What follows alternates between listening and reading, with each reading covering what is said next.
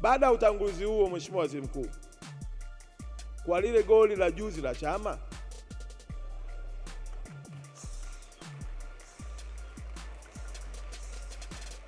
goli la juzi la chama, wizara imeanza mchakato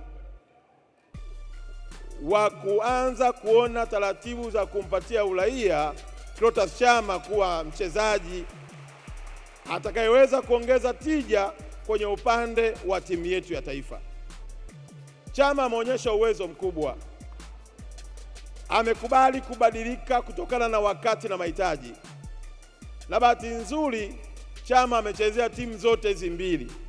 Amechezea Yanga akaonyesha uwezo wake, kachezea Simba kaonyesha uwezo wake. Kwa hili Mheshimiwa Waziri Mkuu, nimechomekea tu, utakapoona dokezo limekuja ofisini kwako, jua ni ule mwendelezo wa uzalendo wako wa kujenga Tanzania katika sura mpya ya dunia ya michezo.